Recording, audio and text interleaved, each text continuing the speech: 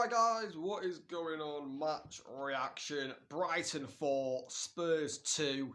A wonderful win for Brighton. You know, they went 4-0 up and Spurs, who tried to make a late comeback, just couldn't do it. You know, it was too big of a goal difference for Spurs to try and come back. But a brilliant display it was by Brighton.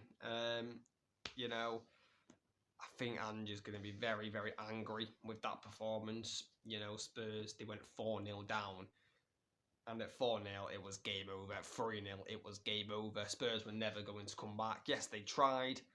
You know, you can give them a little bit of something for that, but they were never realistically going to come back with Tottenham Hotspur. And, you know, Spurs, who have been on a good run of form, you know, and that form is now out the window. You know, going 4-0 down is embarrassing. And, yeah, just a brilliant performance by Brighton, who haven't been on great form. And I think De Zerbi will be really pleased with that win, that performance. I thought Brighton were brilliant tonight. I really do think they were good, especially in attack.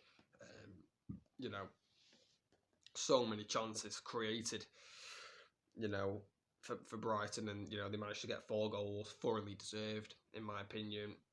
You know, yes, Spurs had chances. Richarlison had quite a few chances. You know, Richarlison, to be honest, he scored 2 goals that were offside. Then he had another chance where it was onside and it just went wide of the post. So, you know, Spurs unlucky in that sense. You know, unlucky for Richarlison. But, you know, it happens in football. It does happen. And I thought Brighton, they rode their luck at times, Brighton. I thought, you know, for the first, 15 minutes of this game, Spurs were the better team. You know, for the first 10, 15 minutes. But then Brighton got that goal and they just didn't look back, to be honest. Brighton, they just didn't look back at all.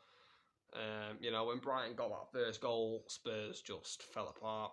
You know, I was saying in the watch-along, Spurs looked very shaky in defence. And, you know, I turned out to be right because they conceded 4 goals. But a brilliant win for Brighton. A much needed win, I think, for Brighton. And, you know, they are just such a good team to watch, Brighton, you know, with their possession. I thought Billy Gilmour, he won't get the headlines tonight, Billy Gilmour, but I thought he was unbelievable in the middle of the park tonight for Brighton.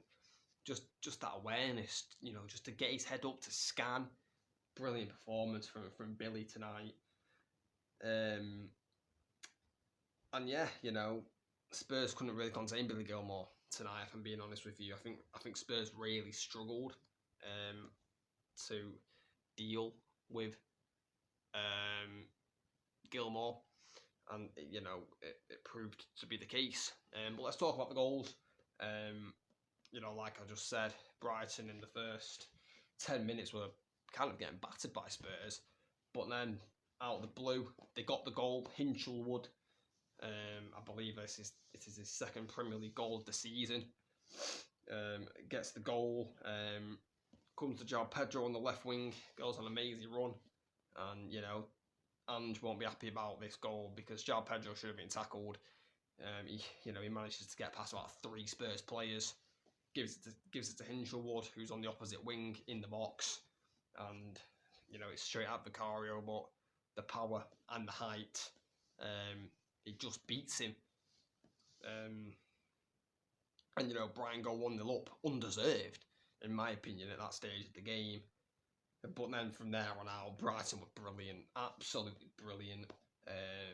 And then they get a penalty from a corner. It's crossed in by Gross.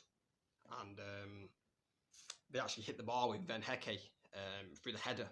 Hits the post, comes back out, a bit of a scramble in the box. And then Kulusevski pulls back someone's shirt. I can't remember who it was. That's, you know, whose shirt it was. He pulled back, but he pulled back a shirt. And, you know, the referee initially doesn't give the penalty, but with all the cameras, the VAR nowadays, that was never going to be missed. Penalty gets given by the referee after having another look at it. João Pedro steps up and calmly slots it into the bottom left-hand corner, putting Brighton 2-0 up.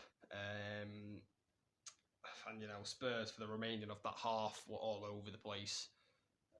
you know, Brighton probably could have scored another goal or two in that half. Fortunately for them, and fortunately for Spurs, you know, they didn't. You know, Estepinian then was subbed on in the second half for Igor. Well, I don't think Igor had a bad game. I think it was just deserved wanting to make the change. He makes the change, Estepinian, and he scores an absolute worldie of a goal. It's another corner for Brighton, but this time they play it short. Milner gives it to Estepinian, who's kind of on the edge of the box, and he rolls it out in front of him.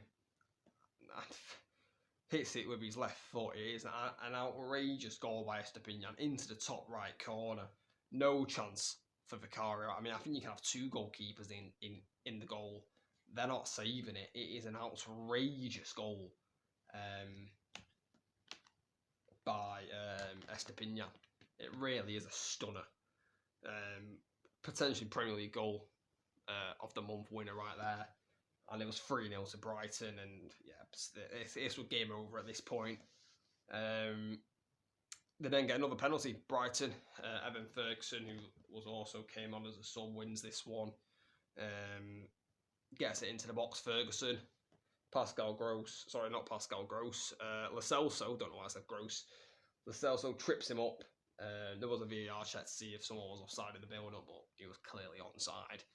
Penalty was always going to get given. Just clumsiness by Lo Celso. And then João Pedro sticks away another penalty for him. 2 goals and an assist. And this time puts it into the right-hand side. Really good penalty by Lo Celso. Sorry, not Lo Celso, João Pedro. God, I'm getting all these names confused.